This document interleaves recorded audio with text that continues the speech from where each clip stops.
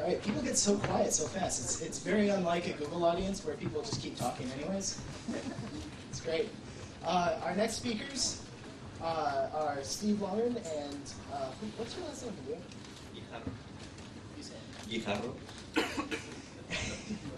They are here from they're here from HP Labs in Bristol, and they're going to be talking about a system they put together called SmartFrog. Julio is a senior researcher at HP Labs. He's one of the SmartFrog architects and has led the transition to open source. His research interests include configuration, management, testing, and security of distributed systems. Steve is a researcher at HP Labs, exploring the challenges of large-scale system deployment. He is an Apache member and a committer on something. What? On Ant. Oh, mine's cut off. He's a co-author of the award-winning book Java Development with Ant, and has just committed the second edition to the repository. This will ship just in time for Christmas, so gift wrap it for everyone. In his spare time, he's overthrowing the classic soap stacks of Java and writing a lightweight alternative Alpine. So, Steve and Julio.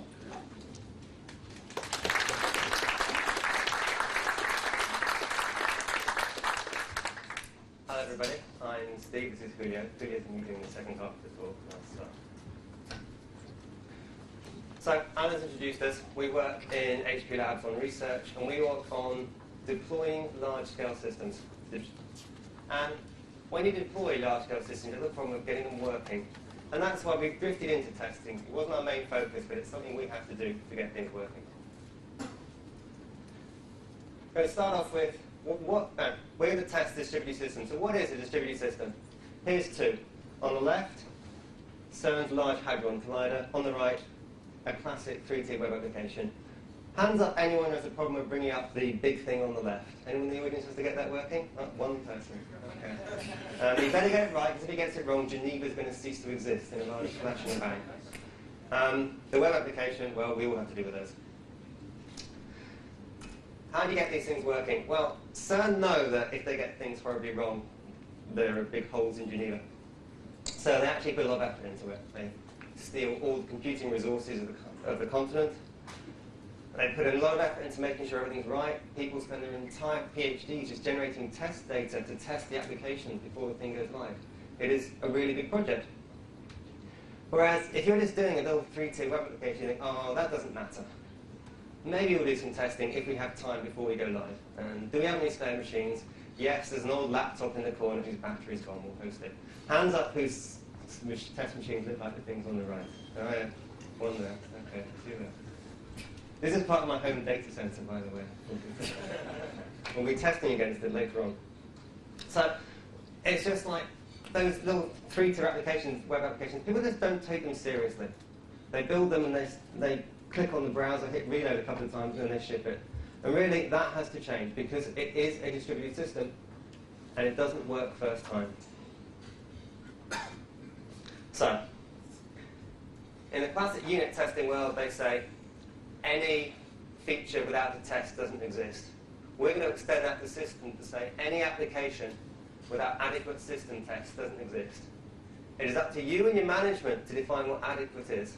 But the key point is no system tests, no application. Hands up who's shipped an application without any system tests. Ooh. So, how do we actually make system testing properly work?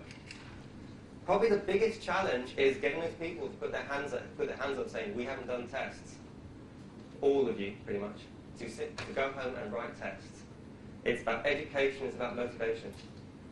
And it's a really hard problem. I think it's one of the things we can discuss in the next couple of days is how to get people writing good, hard tests. I don't know how to solve it. What I can say is, if we make it easier for people to actually write tests, if you provide really compelling value from writing those tests, if you write a system test and the results go, wow, isn't that good, we've got results, then maybe people will actually go ahead and write those tests. So, Julio and I, we've been worrying about the other parts of the problem, writing the tests, running the tests, and analysing the results. And the first thing is writing those tests. And here we are not going to announce a test framework. We don't have a successor to JUnit. We have nothing like that. And the reason for that is we don't think there is a single unified test framework for system testing. There's so many different machines you're trying to deploy, and there's a front end, there's a back end, there's all that stuff, and you cannot say, yes, here is a test framework for testing systems. At a quick glance, here are some of the things that you can do to test Java-side stuff. You've got your basic JUnit 3 and JUnit 4. You've got extensions to those JUnit, especially Apache Cactus. You've got HTTP unit to test HTTP pages, and then if you're doing AJAX stuff on the client side, you've got JS unit for scripting JavaScript, you've got Selenium, which we'll be hearing about later. And all these things, they become essential parts of testing a system. And they all need to run together. To say your system is ready, you've got to run the unit tests, the Cactus tests, the Selenium tests, and all this stuff. And then when things go wrong, you want to find out why they failed. So we're saying it's not our problem to say which test framework you want to use. What we're trying to do is coordinate all those and run them together. So it's running the tests is the area that we've been focusing our work on. Now today, system testing is kind of an afterthought. Unit testing is just something that's slowly coming together. People understand about JUnit and running unit tests. And all the development tools, they've come to terms with that thing. That's the area they focus on, is enabling unit testing. You have your IDE, you have ANT. You have simple tools where you can type away on the command line and say ANT test. You run the test, you get the result. Everything builds on JUnit or TestNG. And if you have any system testing stuff, it runs behind JUnit to say, look, oh, your simple unit test runner, we can also do system tests. But it's an afterthought. And it's an inadequate afterthought, because the machines people are testing are not realistic. You're still testing on your local machine. You're still testing with your local network. You aren't going to run tests where you deploy to your server that's beyond the firewall over a slow network connection. But if you did, then you discover that, in fact, you're then so inclined to chatty and expect the firewall not to be there. People don't do that. They write their test, think it works, then they ship it. And then people phone up saying, oh, it doesn't work, I'm behind the firewall. So that's why you need realistic system tests. Like I said before, adequate system tests. So we need to stop thinking about system tests as an afterthought. This is our vision of the future. Okay, this is what's going to happen. And the key thing is that you stop saying, I'm going to run my tests on my local machine. Instead you say, we have a farm of machines, I'm going to run my tests over them.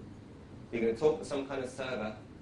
It's going to allocate the machines you want with the operating systems you want, with configurations you want. It's going to build them up on demand, present them to your test runner that's then going to deploy your application onto some of them, your tests on the other.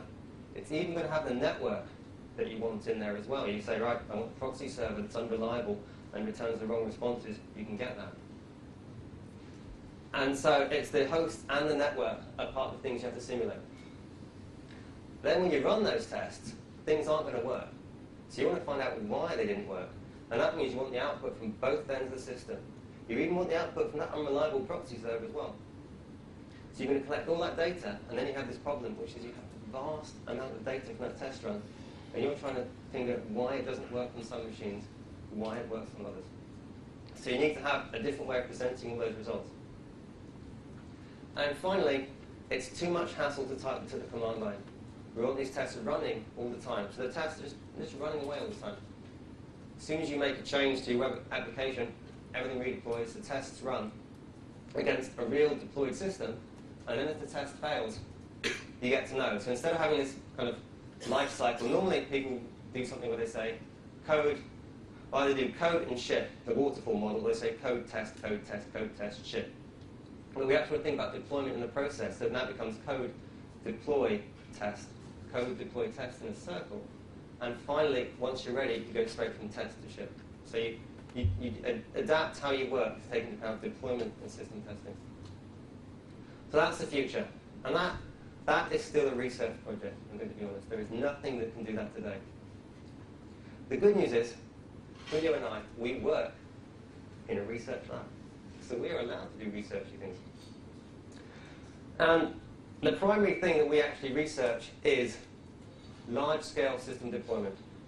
how to write a complicated application and deploy it across 5 machines, 500 machines, 4 different sites. The challenge of actually bringing up big, complicated applications. Now, we're starting to work on that. The SmartFrog tool we work on can deploy large-scale systems. But then you have the problem which follows on from that, which is, how do you test that you've deployed them successfully? How do we test that SmartFrog itself works? And this has actually caused us to do into testing. For people curious, this is actually an entire open source product. You can go and download it from the website I'm giving you. So you can actually play with this when you go home. I'll point out it is a research project. It's not production, it's research, but we use it in production inside HP. So how does it work? One of the most key things, our belief, is that the problem with deploying a distributed system is not the simple problem of getting your application up there. People always think deployment, oh, that means copying the binary to a remote system. That is not deployment. Deployment is getting the stuff you've just written to work. It's a challenge of actually configuring the different bits of a big system so that they're actually coherent, so that the database comes up on one machine, the application server comes up on the other, and the application server talks to the database with the right username and password. It's a matter of configuring DNS so that they will walk to each other. And it's a problem of actually choreographing that deployment so that the DNS server comes up before the database server, before the application server. And the way we deal with it is this SmartFrog language that is not XML. And there's a reason for that. And it is a language that is designed to describe complicated systems through inheritance.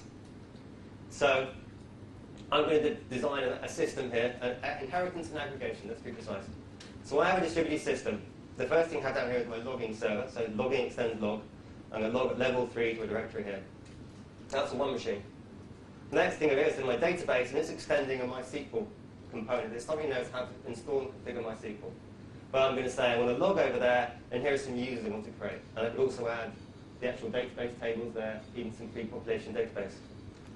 On the other machine over here, I have the application server that is now bound to the database, and it gets a kind of a runtime reference to that. It gets parameters it can copy over. So they're sharing information when they get brought up. And then finally, up top, we say the system consists of the application server and the database and the logging. So you build a big system by taking smaller things and merging them together. But then, when these things get deployed, we have a set of nodes. We have a little daemon running on each machine that can deploy the entire thing down and talk amongst the different machines to actually bring the system up. So you can talk to one machine and say, right, deploy everything, and it will bring up the different bits in order. So that is SmartFrog. It is a language for deploying large-scale systems where the challenge of deployment is configuration and choreography. I'm not going to talk about the language today. It would take too long, but we'll go into it as we go through some of the demos. The key point is, as far as SmartFrog is concerned, a test is just something else to deploy. If you can deploy an application server and a database on one machine, it's even easier to deploy a copy of GreatUnit on a different machine. If that machine is local, it could be 500 miles away. It's just something else to deploy. So that's what we do. And that changes how you think about testing. Instead of saying, I'm going to run my application in the IDE, you start saying, I'm going to deploy my tests and just leave them running.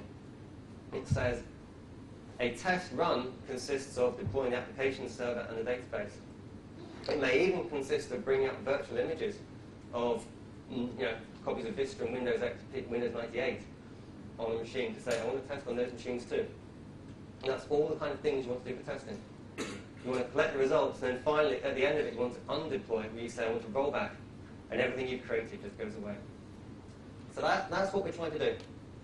Now, like I said before, it's research, and this is something, we're not really a project that works on testing. We're a project that works on deployment. It's just testing is something we do as part of our process, and it's we've got more and more involved in. So it's still something we're evolving for our own needs, but we think our needs are quite advanced. If other people are working on the same kind of deployment problems, we have similar needs. So what we don't do is have a test. We don't have a new test framework. We think GreatUnit's good. We think TestNG is good. What we instead have is a test runner, a way of running arbitrary tests. So SmartFrog, it deploys components on different machines. And we have a set of components that can deploy tests and collect results. There's something here called a test runner that can run test suites. Right now we have test suites for GreatUnit 3.8 that's working. We have GreatUnit 4 and test-ngs that don't exist yet because they're not passing their tests, they don't exist. But the idea is we can run arbitrary test suites in different languages and we just want to collect the results and correlate them. It doesn't matter to the test runner which language, which framework you're using to run the tests. The main thing is it generates reports in a format we can understand. So you can run your tests on whatever machine you deploy to. The results of that can be relayed over the network to anything that's listening for tests. And we have outputs, we have basically three main listeners there: standard console output, statistics, and XML. And underneath that we have an XHTML listener, just extends XML and generate XHTML results. So while you're running your tests, your listeners are collecting the results, they're collecting statistics, and they can generate XML and XHTML reports on a different machine from where you're running the tests. I could be running the tests on 5 different machines, but I'll have one single server collecting the results, trying to correlate between them and produce reports that aggregate the results of all the different machines.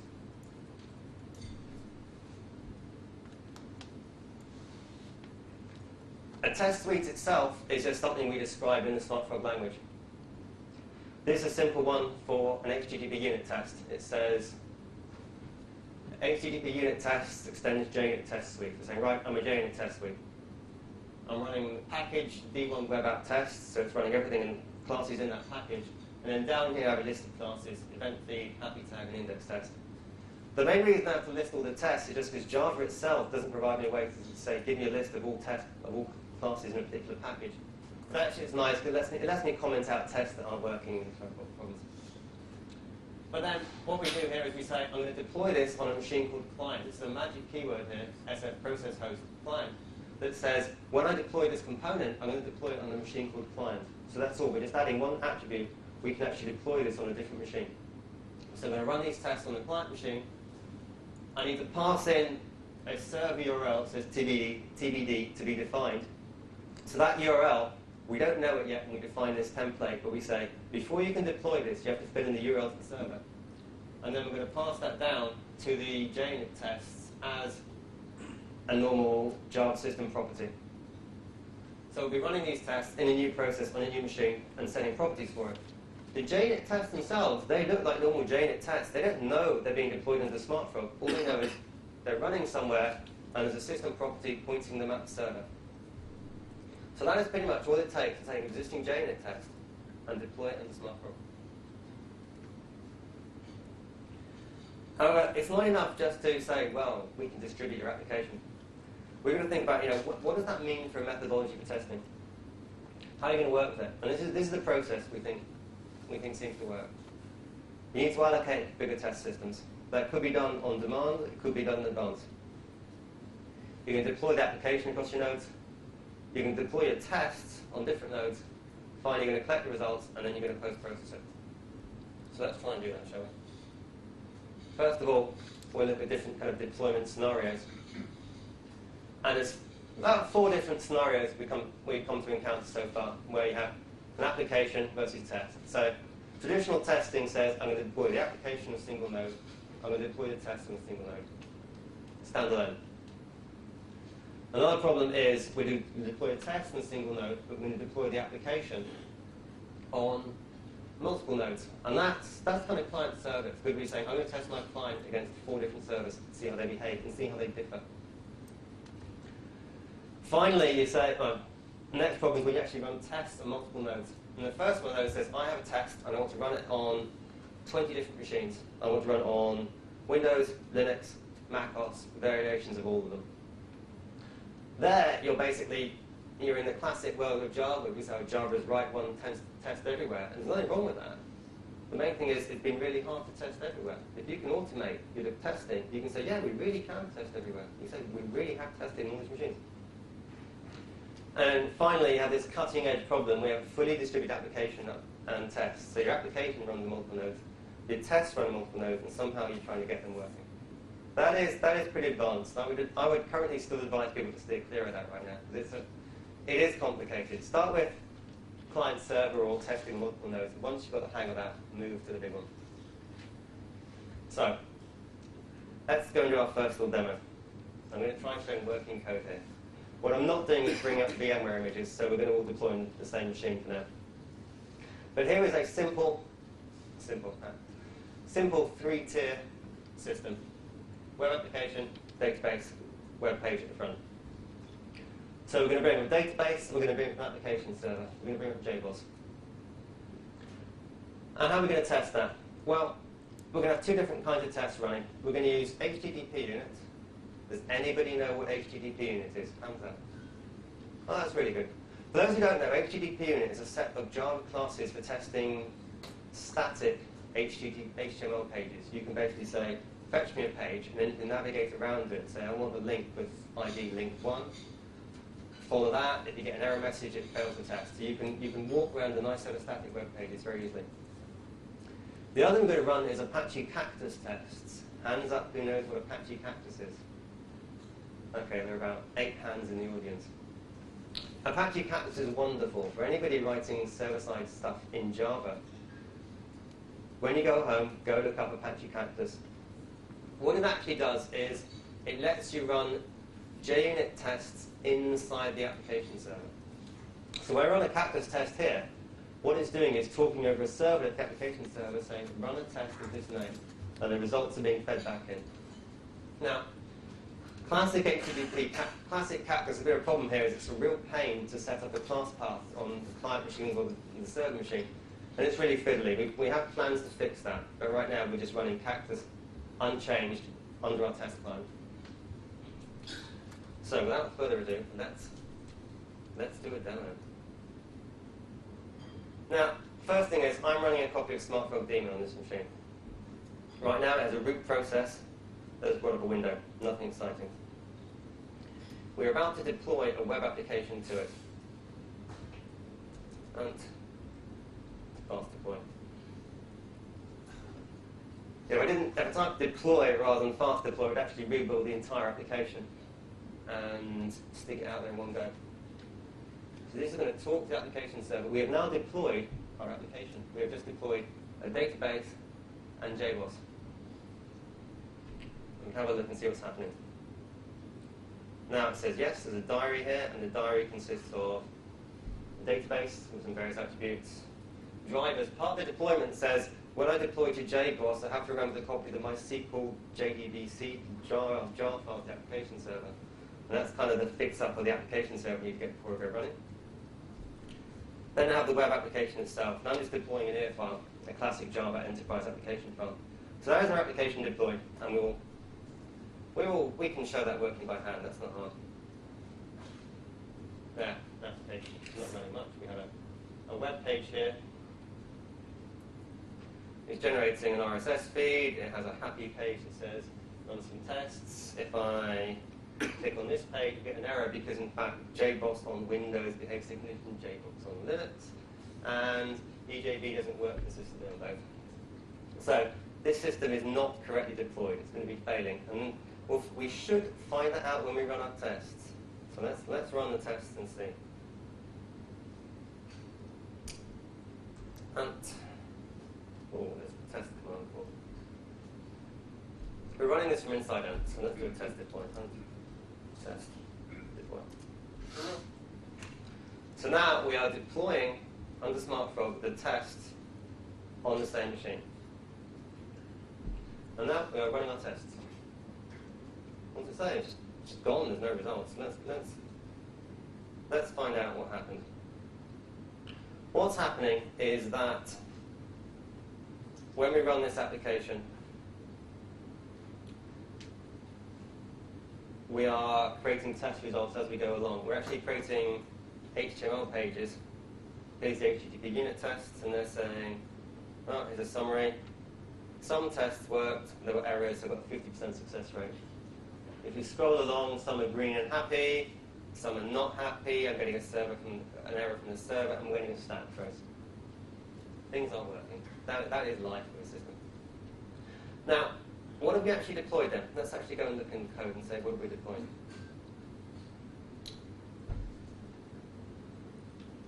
I'm deploying a component here, something called an inner test run, that says I'm going to run on a machine called demo, and if it finishes, at the end of the run, I'll finish. I could also deploy the repeating test run, which actually sleeps for 3 seconds and runs the tests indefinitely. So I can keep running a test forever, which is actually kind of nice during kind of evolutionary development. You just have the test running all the time. Every time you point to that web page, you hit reload, and your results get updated immediately. So there's no notion of having to actually remember to run the tests. They're running all the time. So we've actually extended an existing test suite, which is this one here that basically says we're going to run tests and we're going to listen to the HTML results, and we're going to take some HTTP tests, that thing we said before, and we're going to bind it to the URL. So this is where the dynamic binding comes in.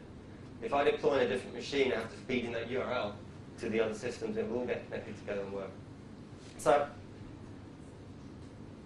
we're deploying the application server and the test side by side. There's nothing to stop us deploying those tests on a different machine and collecting results, which lets us test that the networks is working too. It lets us test that the firewall isn't getting in the way. And it lets you, scale things up. Where it becomes interesting is if you start running something like Selenium, where you can actually say, I want to test on 3 different web browsers and collect those results too. So I want to know that my application works properly under Safari, under Firefox, under IE, under IE7. We can run those tests and we collect the results in. If everything's working, we get a nice green bar. And if something isn't working, maybe a red bar. You really want an orange bar to say, work on some and it failed on others. But then you're in the problem of analyzing the data. But the first step is we can run tests across multiple machines simultaneously in the background while you're busy developing your application.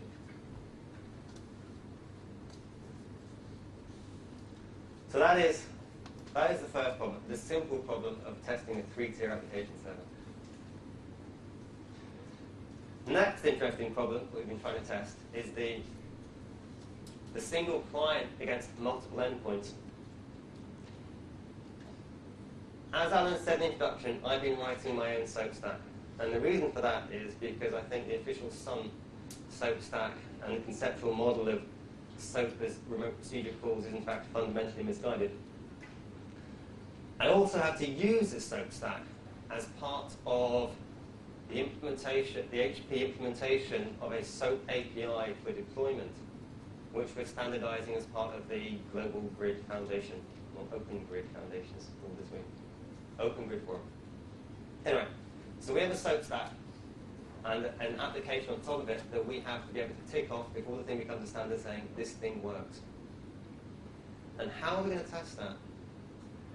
Well, if there was, in an ideal world, there would be a nice standard set of tests for things like WS addressing, which would all be run against and we say, yes, we have a SOAP stack that works. But there isn't that. So instead, what we do is we run our test against different machines. We have a Brazilian implementation, we have NEC implementation, and we have a little HP endpoint that actually runs at that data center I showed in the beginning of the slide on a laptop in my living room. And we're going to run our client against all those things simultaneously. Now, you can actually do this on the run. You can write a pretty complicated build file that can run these same tests. But there are some big differences when we actually treat these as something to deploy. The first one is we can run each test client in parallel. So we're going to test against the HP implementation, against the NEC implementation, against the Brazilian implementation simultaneously, 3 separate processes, with those results streaming into the website as we go along. And that's important because, particularly the one in Brazil, it's a long way away. It's pretty slow. It takes a couple of seconds for each operation to come through. If you've got every single test case is making a lot of operations, your test can take a while to run. So we're going to run the test, we're going to collect the results, and we're going to stream those results to the website as we go along. The other fun thing we can do, which I'm not going to demonstrate today, is that this HP endpoint, it's running on top of SmartFrog. And provided the ports in this firewall are open enough, I can actually redeploy from my machine here, or my machine at work, I can redeploy the HP implementation, even though the application is beyond the firewall. Which means that I can do a coordinated test of, I'm not going to test on my local machine, or do a deploy and test on a local machine, I'm going to do a deploy right beyond the firewall and run a test. And that's nice, because if it works for me beyond the firewall, I can be pretty much sure that it's going to work for other people too. One of the big problems I had with testing these other endpoints is they say my endpoint's live. And I say, well, I can't see it. And they go, oh, it's a firewall. I keep on forgetting. Because too often people say, it works for my machine, so it works for the outsiders. You need to factor the firewall in. So let's go to that one. Now, let's see what applications are running right now. Okay, so we're still running our diary application on port 8080. Let's bring up our own copy of the application server. Bring up Ant again.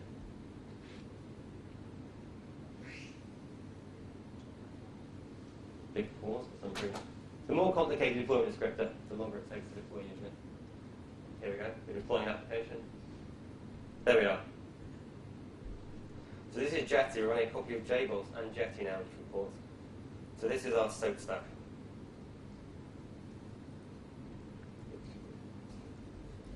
Localhost 5050. Yep, we're running. I can check that. I can go Alpine. You can join in. If I give you IP address, you can put in your browser this, by the way. Portal. There we go. There it says this is a SOAP endpoint. I don't know anyone wizard on the fly or anything wrong with that. So let's run those tests against localhost. And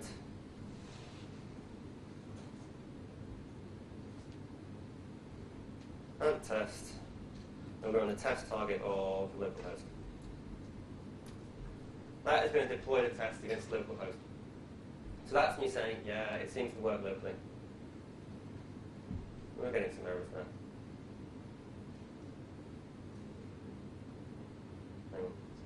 That's because we're running. That was running JUnit, now we're deploying JUnit. That's localhost. So now we're going to deploy the unit tests.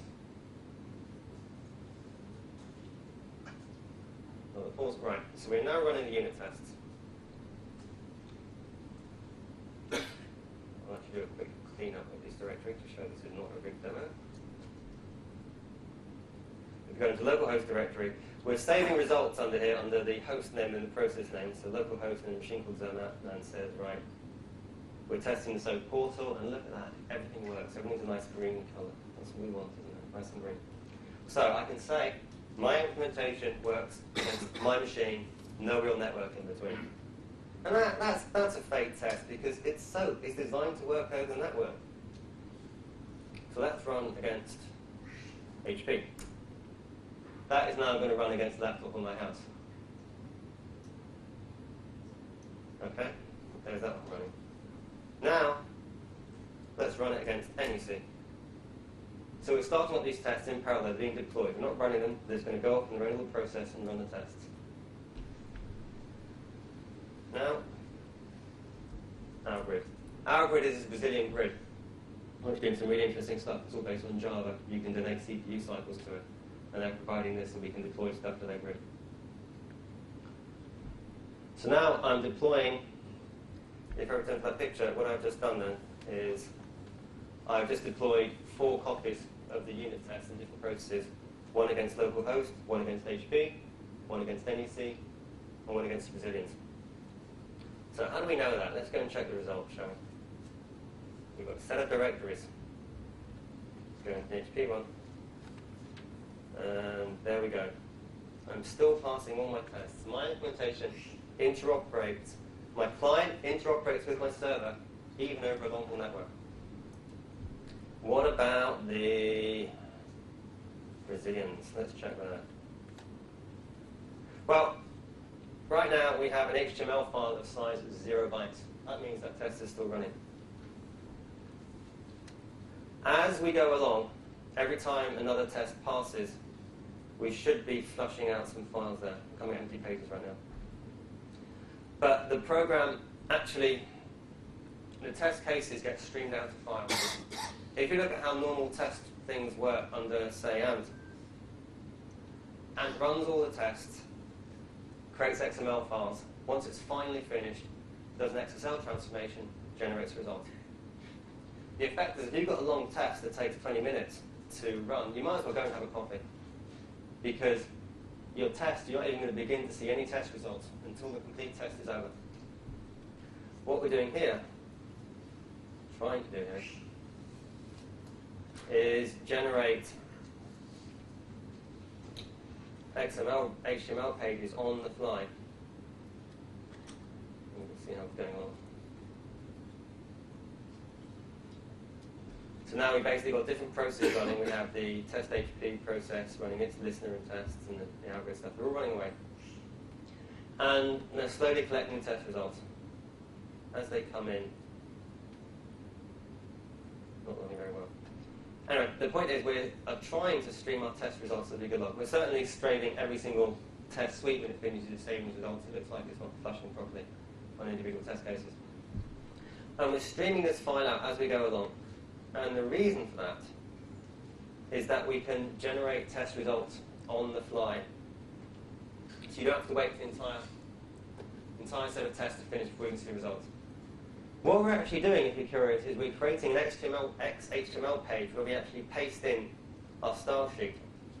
So you can then post a single HTML page around. And then it's just saving out all the things in different classes. So it is both an HTML page for end users, but it's also an XML file that you can actually post-process later on. And that means that we can actually, you don't need to generate a classic XML page. You can just generate XHTML, and then you can feed it into other applications for data analysis. So we're running those tests. We'll leave them going. They'll eventually come up with results. So that's distributed testing of a remote endpoint. And it's nice because it means my client, I get to test how well it handles delayed networks, how well it handles unreliable networks. We actually had this running over on a continuous integration server, so it was running every hour. It was rerunning all our tests against remote endpoints until one of the other endpoints phoned up and told us to stop it because it was just putting too much load on their system. The way they design their system is when they deploy, it's creating new processes, and we're effectively bringing their system to its knees. The other interesting thing to point out is that because there are no standards for things like WS addressing, our SOAP stacks don't talk together properly. We're going to have errors in there. And a lot of those are actually errors in the underlying interpretation of things like WS Resource Framework and WS addressing and other standards beginning with the words WS. And we get into this fantastic process of blame assignment. If it's just your program against your machine, your problem. But if it's your program, their machine, somebody is at fault, and you don't want to go to any effort to change your code. So one of the things we actually do is on my remote machine, HTTP, this is my remote machine, and it is generating logs on the fly every test run. So whenever somebody runs a test against me, I'm actually creating a log of what went wrong, and I'm saving it in a public place. So people can see the stack traces on my machine when they failed. And this is actually, there's nothing special. I'm just using Apache Log4j. It can be made to save to an HTML page, in a kind of rolling HTML page. And I'm just publishing that somewhere. And the reason for that is, when the tests fail, as they will, the other person can look at my side of the SOAP stack and try and find out what went wrong. I even save the payloads of messages that come in. So there is a, if we can zoom this in a bit more. Here is an XML message that's been received, SOAP message, XML, whatever. And that's really nice because when that test fails, I now have the exact message somebody sent me from a remote machine that I can use to fix my code. What would be nice, and we don't have that yet, it'd be nice if I could actually get that test, this log data into my application test run, so that when I run my application here, I'm collecting all the log data that gets run on the client side here. But I would like to get the log output from my remote endpoint. I'd like to pull it back and integrate it with that log, so I get the stack traces and the logs of two machines intermingled to really find out what happened. Because right now I get two logs and I have to stare at them side by side and say, okay, that. and just kind of correlate it by hand. And now, I'm going to hand over to my colleague Julio, who will do the rest of the talk, and he will talk about how we actually test SmartFrog itself. Hello, everyone. So the reason why we started interested in testing and why it's an interest of us, even if it's a kind of side activity in our research, it was SmartFrog. So SmartFrog is, as Steve has been describing, it is a distributed system. So when we started testing SmartFrog to verify that it worked in every possible situation, and we started, especially when we started taking it into production, we went through all these different scenarios for testing SmartFrog. So we went from the traditional testing of using GreatUnit to test all the different classes in the code. Then we started testing parts of the daemon or parts of the application that we were deploying. Then we started as well running SmartFrog in different platforms, because we basically ran SmartFrog back in our site. We tested SmartFrog with 4 different platforms. We test with Linux, we test with Windows, we test, because we are HP, we test with HPUX, and also we test with macOS. So we had to run all the tests in all the different systems. But SmartFrog is a distributed system, so that wasn't enough to verify that it worked. Many times we went into production, and when we were deploying a real distributed application, something was failing in the system. To test the distributed system, one of the things that we had to do was to develop an application that we could test as well. So the arithmetic application here that is being deployed as part of the test is an application that will have a deterministic output. So it is a very simple application. It's a calculator. So each component runs a different operation, a different arithmetic operation. So in that respect, what we can do is to generate a complex calculation, then create a template using the language that describes that operation, and then distribute the different nodes, the different operations in different nodes, and then collect the results. And because we know the output of the operation, we can verify that the application is working. The application in itself is generated automatically, so we can decide if we want to test this application in 3 nodes or 5 nodes or 500 nodes. And then the system will take care of it if you have the resources for deploying it. Then, once we have the application that we wanted to test, we tried to look around to see if there was anything that we could use to test this application, to basically to test SmartFrog and see. And we couldn't find anything, so the thing that we thought about, well, that's what we do deployment of large-scale systems, so let's use SmartFrog to deploy it.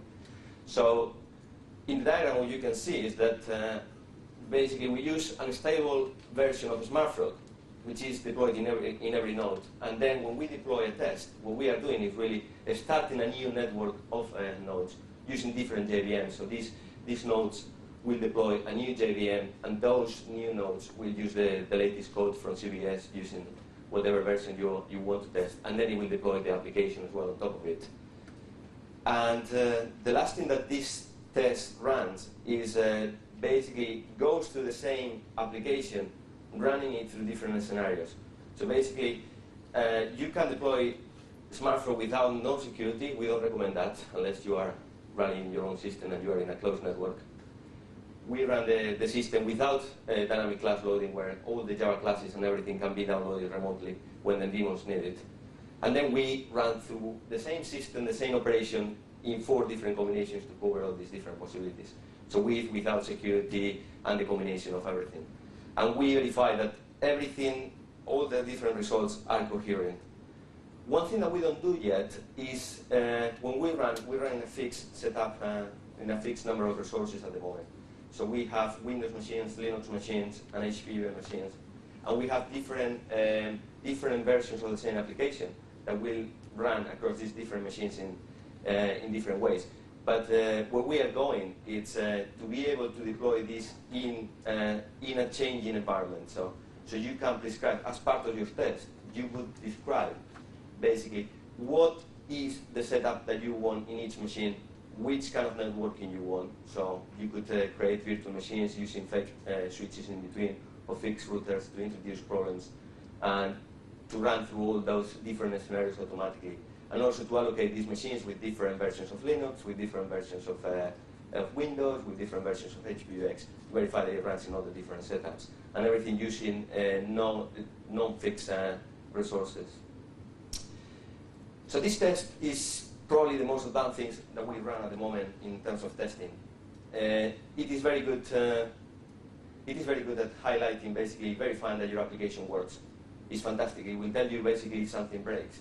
It will tell you if you have a problem in the network, you have big delays, you have something misconfigured in the network, for example, DNS, which could, by the way, SmartFrog uses RMI internally.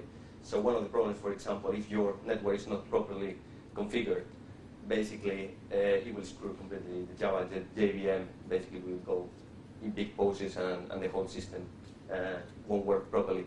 So this application is really good at highlighting sometimes, customers' scenarios because you go to their network and it doesn't work. And basically, it will give you a good overview of everything that is working. The problem is, it is good as well as generating lots of data because it's going to be collecting data about the application, it's going to be collecting data about the different daemons, it's going to be collecting data about the different environments in which it's running.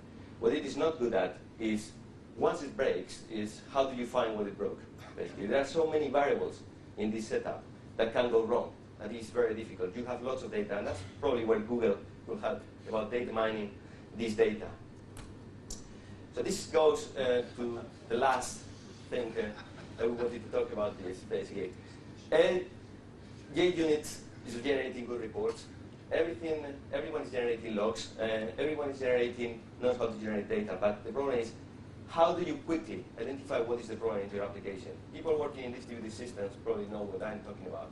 Is it the firewall? Is it the non-local networking? Is the local machine?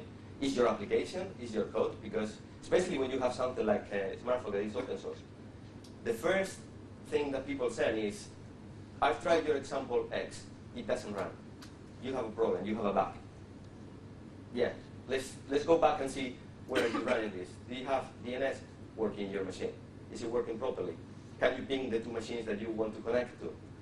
And many times is something happening in the system, in the configuration. So to support that claim, basically, that we need to improve this, HTML report is probably one of the most used reporting tools at the moment for unit testing or for system testing. And this was really good 5 years ago.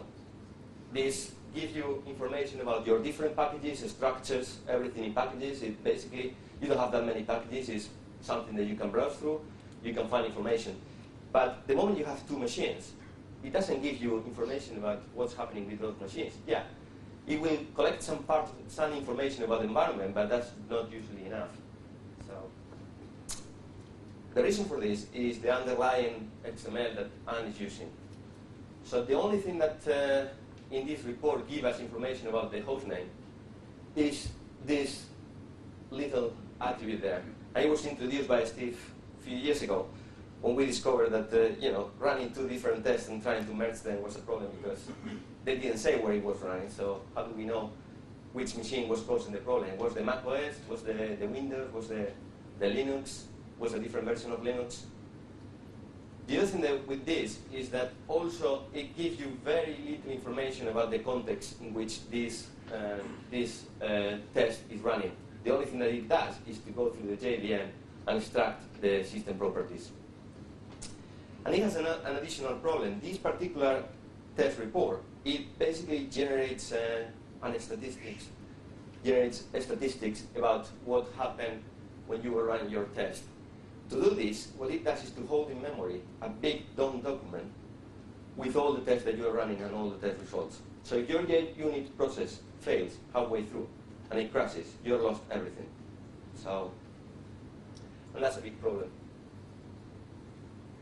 So one of the things that we would like to discuss and open a discussion in is basically, as Steve pointed before, we have different ways of testing applications. And we have different frameworks that are testing different parts of your system, but each of them is generating a different kind of reporting. And none of them usually have or are thinking about third-party applications collecting that data. So we would like at least to start a discussion about basically creating a particular shared representation for the data that is coming from testing frameworks. So we could collect this data.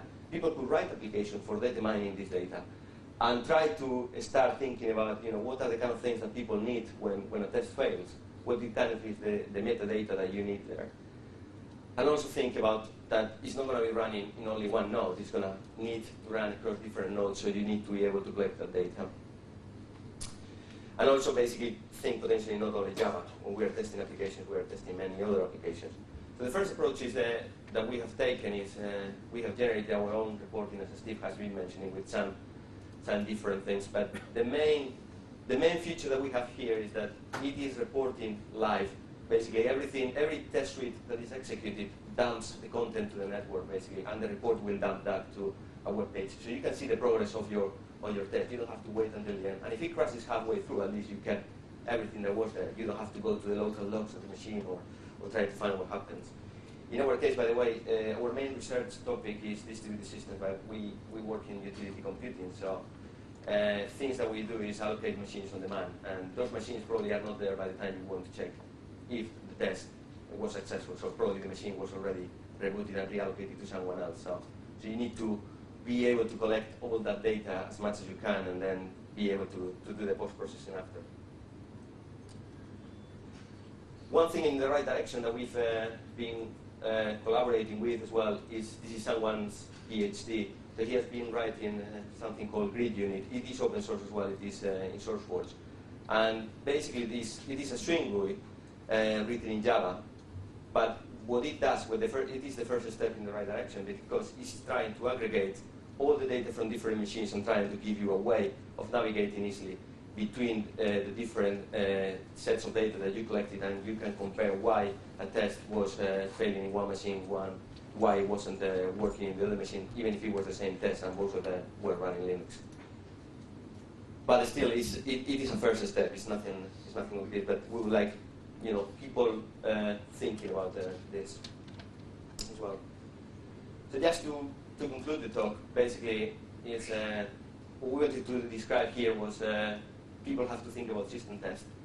People are getting good at writing tests for applications. My background is, in my previous company I was working for a telco, and there people could afford long cycle developments, and basically they could have two teams, one developing the application, the other one testing the application. We think that this is not acceptable anymore. So when you are creating an application, the time to market is decreasing. So you are adding new features, you want to add new services, and you have to wait for the development team to produce the application, and then the test team to test it for a week, and then give you feedback about the bugs, and you're not going to make it in time. So this has to be a continuous activity, and it has to be automated, which is the main theme of the conference. So when you think about system testing, basically think about automatic deployment. Once you have automated your application, how your application can be deployed in different configurations, adding automatic testing is something else. It's basically you add it into it. But if you have to deploy your application by hand, and then you want to do the automated testing of it, it's going to take you far too long, and it's not gonna work. Also, if you are working in small teams as well, it makes it impossible. And small companies cannot afford to have a dedicated team of testers.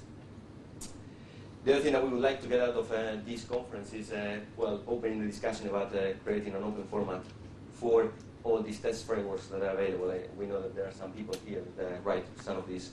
So I start thinking about, what would be the right format to do it, so that all people can contribute with tools to analyze the results. And if you are basically a test framework author, and you basically would like to talk about this, come to see us. And we promise that we will integrate it with Ant and with SmartFrog, or probably GreatUnit.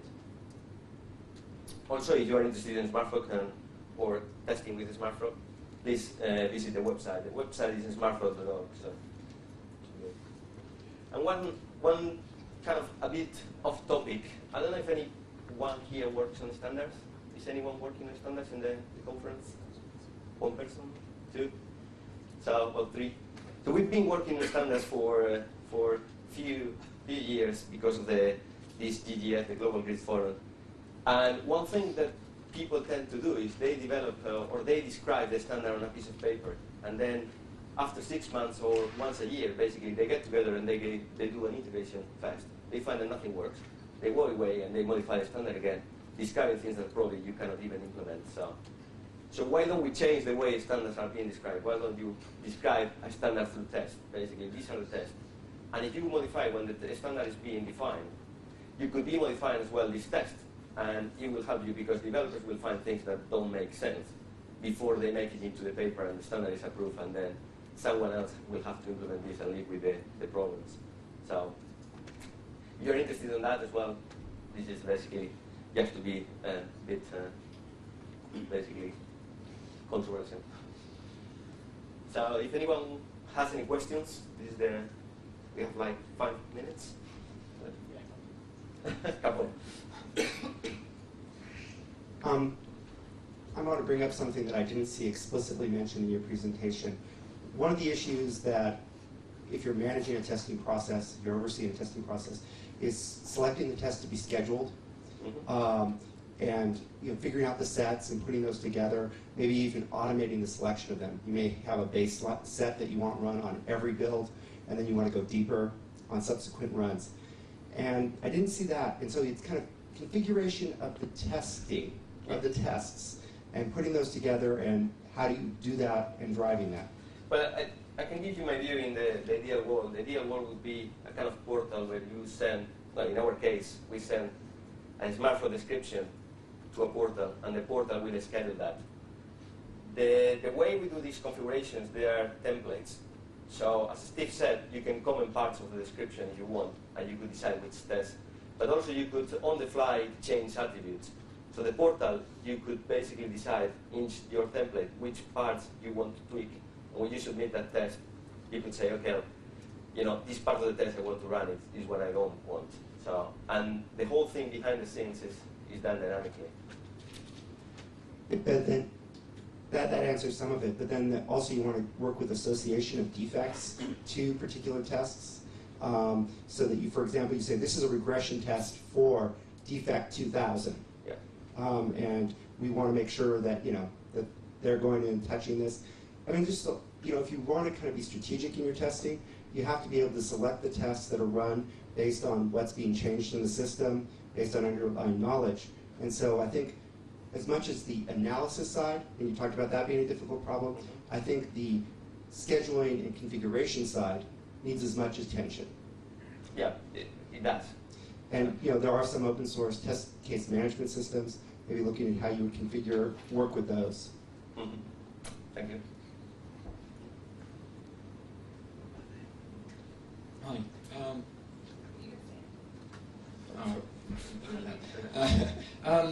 Collecting test results is, from a distributed system, is very similar to network monitoring and management, and HP already have a very good tool for that. It's called OpenView. Did you look at integrating or extending OpenView to be a platform for this kind of thing? It's not open source. Okay. Well, I just want it to work well. Yeah. You mentioned OpenView. OpenView is a good case for distributed testing. It would be a fantastic source of test data to feed into the logs. Okay, but I mean, it allows you to monitor and analyze what's going on in your network. Yeah, that would be one of the sources for your data. So in this case, for example, we are not getting any data, or in our SmartFrog test, we don't get data from the routers or the switches. But sometimes, we have examples in which run multicasting. So we would like to know the configuration of the routers involved in that. That's where you could feed into, you could get information from OpenView, which is good at collecting that. And then still we have the problem how to aggregate this data and to make sense of it when you have it. Yeah, but for example, OpenView is a good use case as well for testing, because it covers so many systems and so many network systems, and so they have a good test problem. I'll say that much. Okay, so I've got one observation and a question. The observation is that if you're looking at an XML format for sending results back, then I think you should at least base it on atom feeds, because atom entries can live outside of an atom feed and have data updated and so forth. So you could use that as a wrapper for whatever payload that you have underneath. But the question is really how you deal with testing different versions of the same thing. I mean, it seems very plausible with your test setup, you're testing different applications at the same time. But what about if you're testing like the head version versus the stable version of the same thing, that maybe you've got collisions on various locked resources like ports or files?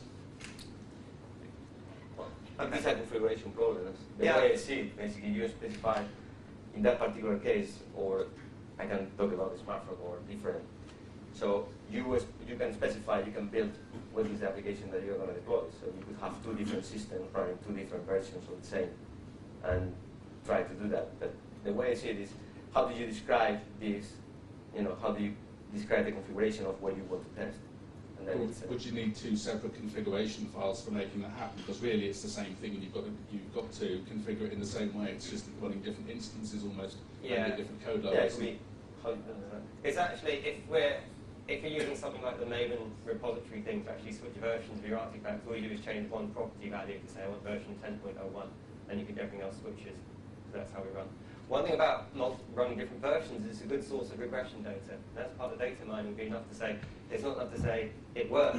We mean like it's worked, then it takes 3 times as long, and the router's setting an alert saying you just flooded the network.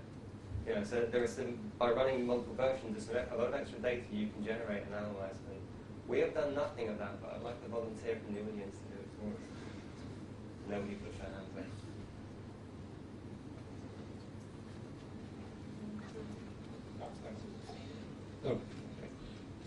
I'm interested in two things. I think, do you actually use SmartFrog or encourage people to use it for your production deployments? Because clearly, if you're going to test with that deployment, it'd be nice then to just be able to flick a switch and actually, push out all your server infrastructure that way.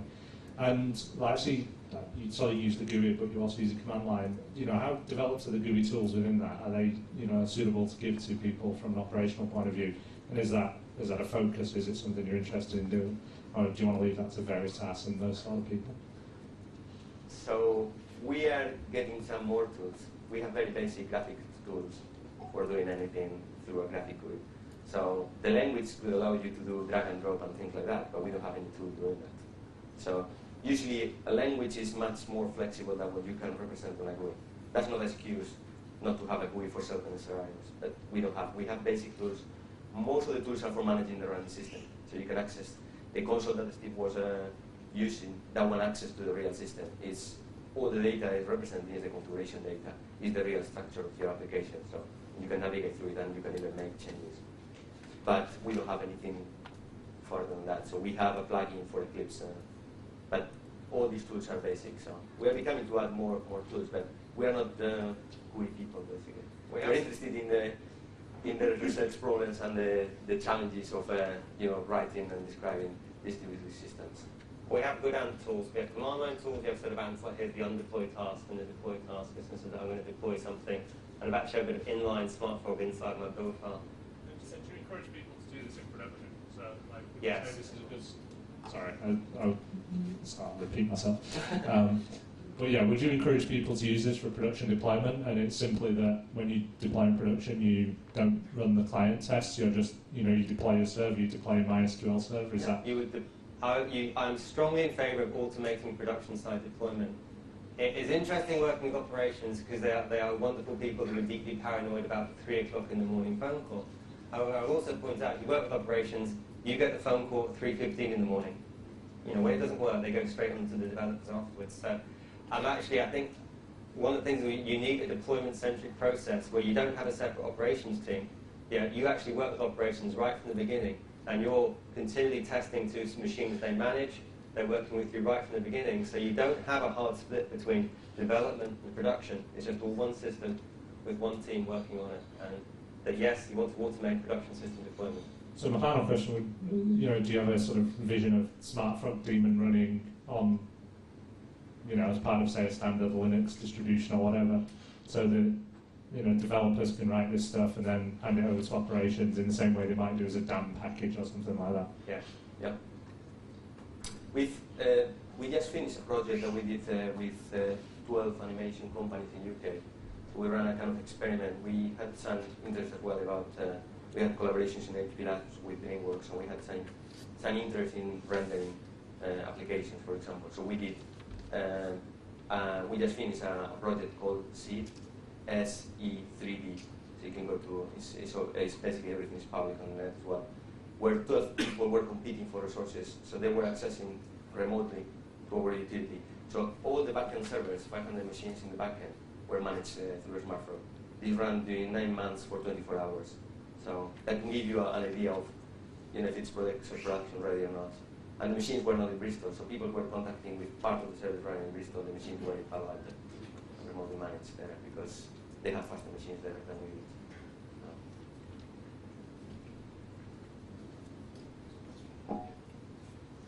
I actually have two questions. First one, have you had the opportunity to try multi-development platform experiments where you have third-party tools from Microsoft, or third-party components from Microsoft, Java clients, and just multiple platforms in that scenario? We've worked with Selenium, we've used that, and that all runs browser side. We haven't done that much with Windows itself, or with .NET based stuff. Okay. And then the second half, you're talking about the difficulties in displaying the output and getting data out of all these things. Just for an inspiration source, you might want to consider looking at Microsoft's new Team Build output, the Team Foundation suite, because they have a nice multi-test run output as part of their build report. Okay. Someone here has been waiting for a long time. I'm going to get two microphones. One of the problems that you mentioned was data mining, and I'm actually curious if you'd considered using the scripts to do data mining for you, because in many cases you've got dependencies in your script, such as a DNS server or something else, which seem like they could be addressed by subscripts. So basically, this script has a dependency on A, B, and C, and have separate subunit tests to say, well, if this fails, go run these individual tests, and that way you're not doing the data mining yourself, you've got your own scripts to do it for you. Well, yeah, you could have components, active components that react changes in the system. Yeah. So when, it could be an active test that behaves differently depending on what is happening on the net. But still, you will collect lots of data, and if it is only one case that fails, that's fine. But if you are collecting data from your switch, from your network provider, from the other application, as Steve was pointing, somewhere in Brazil collecting the data of that application, still how do you present that in a way that is easy for the developer to know what's going wrong? So, but yeah, it's a good point.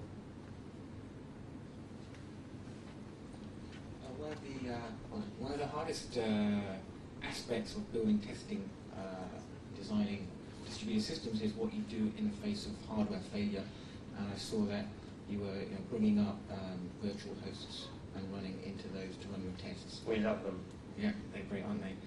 Have you thought about how you might use those to deterministically produce hardware failures and then test the software reaction to that? Not through hardware failures, but what you can do is you can bring up some hosts, some Linux hosts configured to act as routers, and you can simulate network failures that way, and unreliable proxies and that kind of stuff. But we haven't simulated things like the PC that overheats. We haven't got anything like that, or the machine that's prone to race conditions. One of the interesting problems with dynamic allocation of machines is that not all machines are equal. No matter how much everyone says that your 500 machines are identical, there's one in the corner that overheats faster. And it's got a different clock and it's more prone to race conditions. So we have one machine, Eric's machine, that's just hideously unreliable. He's not allowed to touch it because it shows race conditions more than any other box, and we just leave that alone. But that's actually something you want to remember when you do a test run, is actually which machines you would allocate it. And when you rerun your test, you don't just want to say, oh, I want to rerun on the Windows box. You want to say, I want to rerun on the Windows box that failed before. And also, it'd be nice to be able to bring up a virtual machine, run in it, and say, when you hit this breakpoint, kill the virtual machine, because I'm going to test what this part of the system does when suddenly this machine crashes. Well, those kind of things we can do, yeah. It's limited to what you can simulate in terms of hardware failure. Yeah. You can certainly simulate network partitions quite easily. Yeah, you wanted test framework authors to contribute to an XML interchange format. Mm-hmm. Do you have kind of like a version 1 that we could try and hit right now? Hey, we're not telling you what to do, we want to listen. Which framework are you implementing, GreatUnit? I've got two, there's C Green in C and Simple Test in PHP. To be honest, I'm not entirely sure what makes the best format. We still need to decide that, but I think we ought to collaborate. If we come up with a good one, I promise we'll go with the SmartFrog, and I can put it in AMP as well. And the TestNG people are quite interested in one, so we should work together on this. Not started yet. Not yet. We have some. Well, we have the AMP one, we have our one, but they're limited. They're just lessons that we should use in a real design. Yeah, the problem is that we have a limited view. That's why we are raising the question. People will have different needs, not only our needs. No, I was actually after a limited version 1 that I could hit right now and figure out what the problem is. Okay, well you can look at what we've done and see what works and what doesn't. Okay. So we're going to have to cut the questions short at this point because we're running out of time. But thanks very much, guys, and they're going to be around for discussion at lunch and through the rest of the conference.